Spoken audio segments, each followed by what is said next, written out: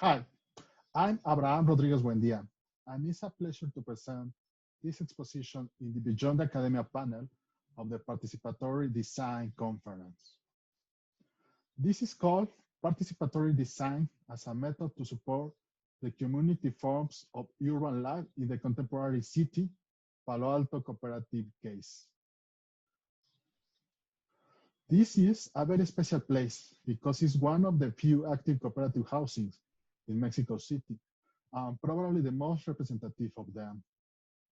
The Palo Alto cooperative was organized in 1972 when a group of settlers, formerly from the rural areas, joined together to obtain the rights of the land they had occupied for more than 30 years. In 1979, the landowner decided to sell in order to add his land to a neighborhood estate of predominantly luxury housing, Bosques de las Lomas. Threatened with eviction and rejecting the idea of being relocated, the inhabitants of Palo Alto unite and formed the Palo Alto Neighborhood Union, La Unión de Vecinos de Palo Alto. They received support for Professor Escamilla, together with a few social workers, and they was already striving to achieve some minimum facilities, a medical clinic in particular. In 1972, they organized themselves into a cooperative and contract technical assistance. In 1973, after 2 years of negotiations with the authorities and with the landowner, who made attempts to break up the cooperative, the members took possession of the land. Official recognition of their land tenure had become a reality. We began to explore the possibilities for a methods of participatory design of Palo Alto cooperative. In 2015, our primary goal is to support the effort for the continuity of the housing cooperative. We, as an organization, arrived at the Palo Alto cooperative in mid-2015 by the hand of the architect Enrique Ortiz, a wisdom keeper of HIC, Habitat International Coalition, and leader of COPEVI on the 17th and 18th, and one of the protagonists of the construction of policies and projects for the popular housing on Mexico. He has a very deep relation with the community of friendship and support, but he has been looking for a new people to keep a technical advisory for the cooperative on a long term and support the continuity process. We have different moments with the community in different times and different process. Was the exploration for a new housing in 2015. Then neighborhood improvement. Neighborhood improvement with a participatory diagnostic. Then we had a long time for advisory in urban terms. Then we have a time for advisory in terms of urban policies to support them in meetings with local government. And recently, we have a participatory design of the renovation of the cooperative hall.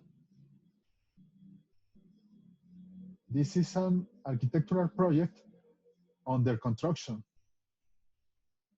For this work, we have three initial questions for our work with the community. The first was, what's the best way to identify the main troubles for the community? Second, what's the best way to finance this process and maximize the resources for our work with the community? And the participatory design was good enough to work with the community. I want to share with you the last moment of the participatory design for the renovation of the cooperative hall. Our initial experience with this moment starts with the study of two options for the application of a budget for the renovation of community spaces. of the cooperative. The option were, option A, concentrate the budget on a renovation of 2 buildings of the cooperative. Option B, distribute the budget in more public spaces. Development in the mid-70s within the multiple initiatives and search that different professions and academic groups carried out in the field of design, there was a conjunction of peculiar to process in different parts of the United States and Mexico. But the practice in real community projects, beyond academic exams, was barely exist, has been used to explain design process of buildings and projects already finished, not conduct a process on course. The The axis of this method is creating an explicit process of design for a deliberation with the participants, the habitants. The difficulty lies in defining which are the most important criteria to discuss and what is the best order to follow. The axis of this method is creating an explicit process of design for a deliberation with the participants, the habitants, the expert of the use, the expert of the habitat. The expert are they, nor the technical or the professional for the production, but yes, not the technical for the production or the construction, the habitants, because they are expert in the use of the things, in the use of the houses, in the use of the public space. The difficulty lies in defining which are the most important criteria to discuss and what is the best order to follow. Our work with the Palo Alto cooperative wants to strengthen this way of production of the space so that it can be extended to other social and cultural groups in the country. It is already linked to the regional cooperative process, and we're looking to get closer to other international allies. The help experience of the world is welcome. The legal structure of the housing cooperative unifies and strengthens the group by making it possible to hold the land and the housing in the collective tenure. Permanence on the site was secure. Collective tenure avoid the pitfall inherent in private ownership of the lands, speculation, rising prices, changes of occupants and tenancy, which could have weakened the community spirit and eventually caused their organization to collapse. Community control of the lands and buildings has protected the interests of the cooperative member.